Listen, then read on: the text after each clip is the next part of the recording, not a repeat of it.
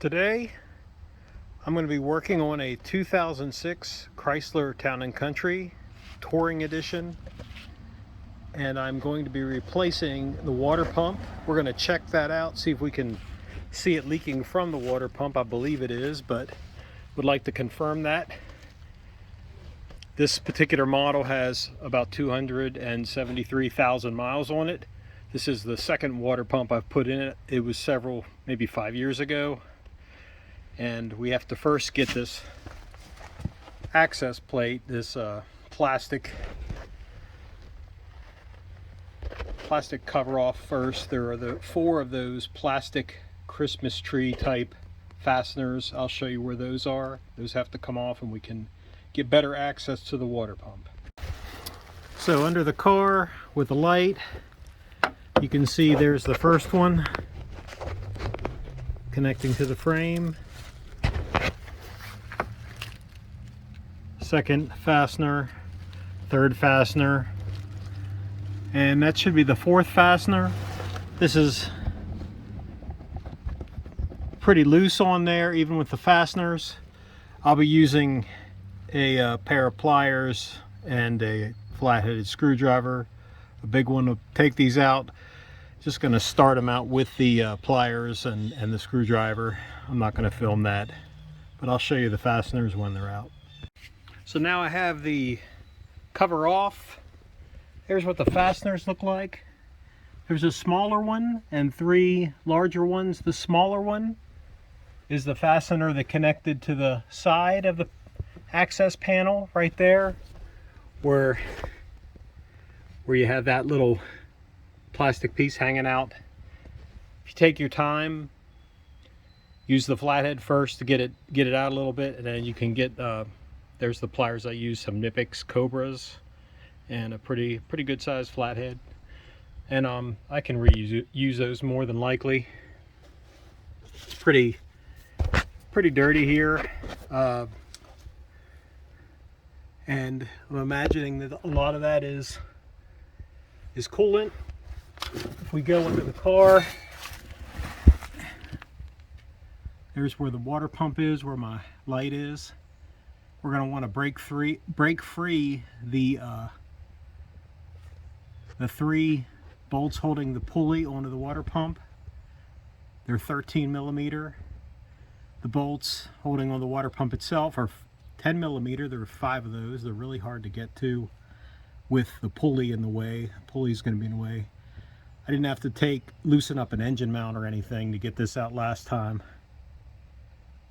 And so that's what we're going to do. I'm on jack stands. My wheels chalked on the front and back. Never work under a vehicle without the jack stands, obviously. And like I said, first we'll start this up, see if we can't see where it's leaking from exactly. If I can get a shot of the weep hole, see if I'm suspecting that's where it's coming from, I'll get that.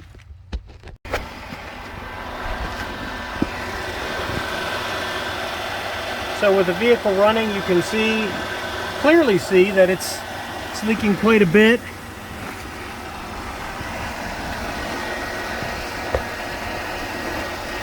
See if I can't get a shot of that. It's very hard to see where it's coming from exactly, but you can see it's above where the metal hose connects. I believe the weep hole is there behind the pulley. I can see it's wet back in there. We're just going to assume it needs replaced due to a worn out shaft, although it could be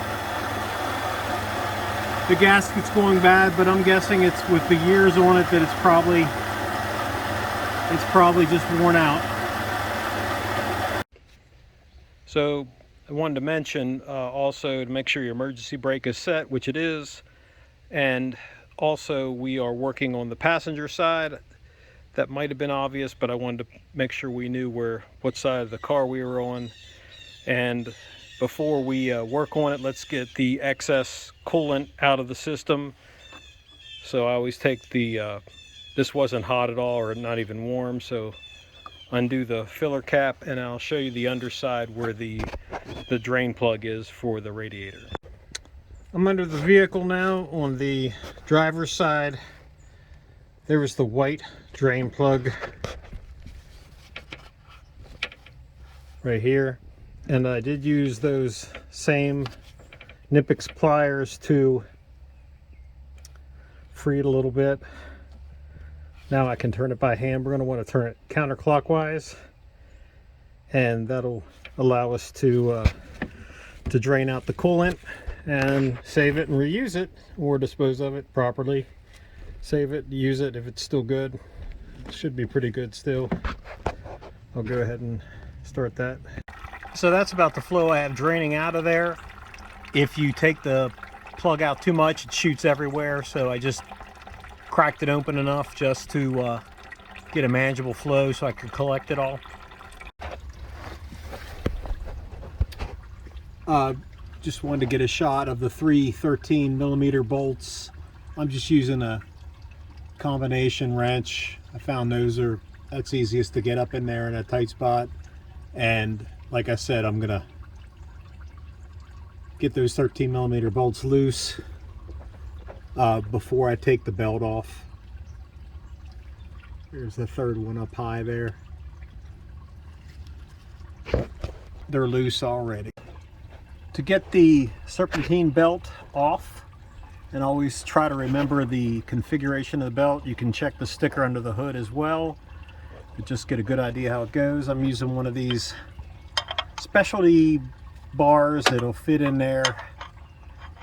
You put it in one end in there, then you can put in that little star area, you can use a wrench.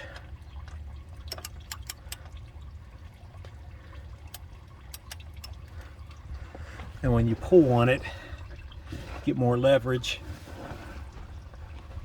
You can see I'm loosening it that way, but I'm gonna have to really crank down. I might need a bigger wrench as well, but once you do that, you can slip it off. I'm gonna need 2 hands for this.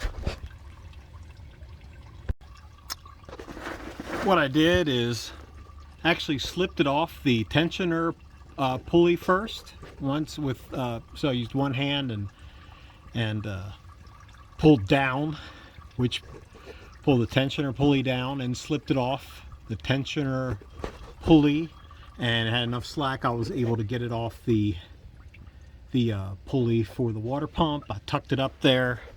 You can see I kind of left it there, the routing around the crank and the alternator and the compressor, so I just left it in place. It's a good idea to check the condition of your belt at this point. That belt's relatively new. I most likely won't change it, but it's still a good idea to check it out while you have it off. And I'll start taking off the 3 bolts that I had broken loose earlier, so we can take a look at the 5 water pump bolts, 10mm.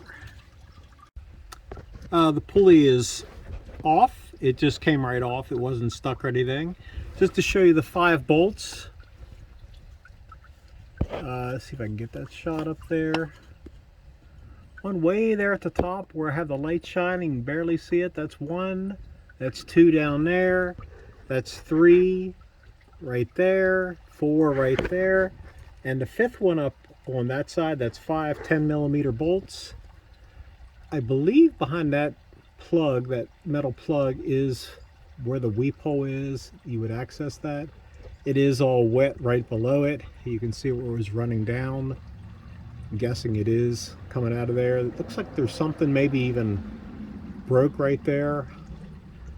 This is the housing for the water pump, and I'll crack those 5 bolts loose and hopefully it'll pop out. There's been several videos about this. You really can't get the pulley out. You kind of have to work around it, just move it around as you get the bolts loose, and that's what I plan on doing. It's going to take me 2 hands once again, so I'm gonna just take each one of those bolts loose, take them out, and I might have to give it a little help. I don't think I used any sealant or RTV, but we'll see when I pull it out. We'll see what kind of condition it's in. I have the water pump out. Took a while. Here's the new one compared to the old one. The one that's bad had a plastic impeller. The new one has a metal impeller. I prefer that. I said earlier that this area right here, let me put it down. So this area right here, I said maybe was the weep hole. It's not. It was on the top. That looks like it's actually where the weep hole is. And the new one, when that starts leaking, it'll just drip and run down, because the orientation of it is kind of like that up in there. This bolt at the top near the firewall, or and towards the firewall, that bolt top was the hardest one to get out. Actually, I didn't know if I was going to get it out. I don't know what happened. It felt like it might have been cross threading on the way out, which has never had that happen before. But this little offset 10mm is about all I could get to go in there with the room I had to get that out, and I had to take it out real slowly, and it was a long process, but I did get it out. I'll show you what it looks like up inside there.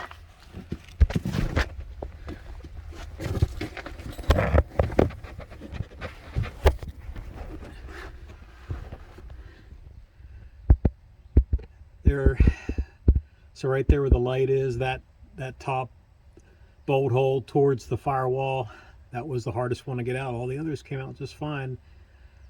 I'm going to run a bolt in and out of that spot to see if it needs to be tapped or not. And we'll get the other one put in. Let me show one more trick. So to get the old one out, what I had to do was, you just have to take the pulley, collapse it on there like that, and come down through the bottom, and you really have to maneuver it around, but you can get it out that way. I wanted to get another shot of the water pump housing. I did wire brush. There really wasn't any gasket material left over, because last time I didn't use any kind of Permatex or anything. I just used the gasket that came with it. It never leaked, didn't have a problem with it. But there was some residue. I did scrape that off, cleaned it up, and also wiped it down real good. So it's ready to go back on there. I will use some anti-seize in these bolt holes, because I don't want to have to go through that again. I did run the bolt through this top bolt hole, the one I had so much trouble with. I did run it in and out a couple times, so I think it's good to go with some anti-seize, and we'll get it put back together here. Here I have the gasket that came with it. It can go on either way.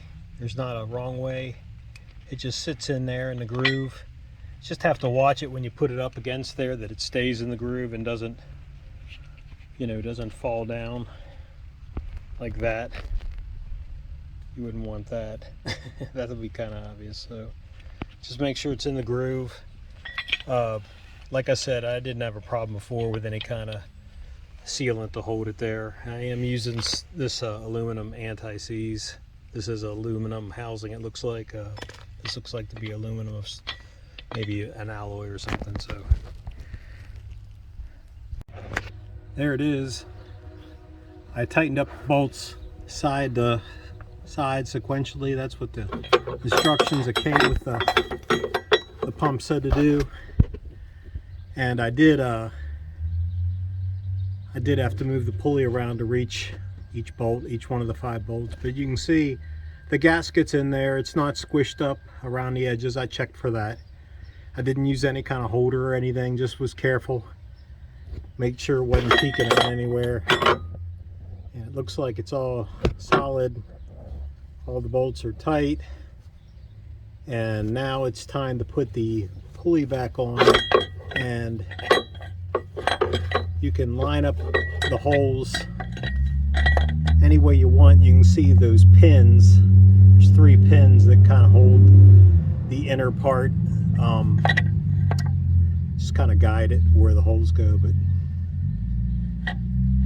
I'll bolt that up next, and I won't tighten it down until I have the pulley back on. I've tightened it up pretty tight without having the pulley, the fan belt back on, serpentine belt back on, and make sure it can spin freely. It can. It seems no wobble. So I'm ready to put the serpentine belt back on, and then I'll tighten, give each bolt another little snug with the serpentine belt on, and the tensioner. I replaced that tensioner not that long ago as well. And then remember to tighten up your drain valve for the coolant, and we'll add the coolant back and run it before we put everything else back together, and just check for leaks, let it run a while. All right, with the belt back on, it all went on okay. Everything's lined up. I'm adding the coolant back in, allowing it to burp, get all the air out. That's a good thing to do. I did tighten up the drain valve, and if you look under the car, let's see what it looks like.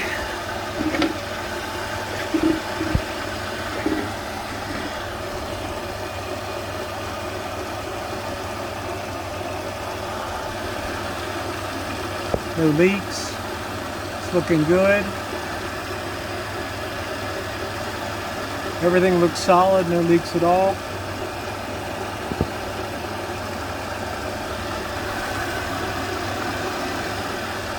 I'll just put that cover back on there, and that'll be done for this job. Thanks for watching.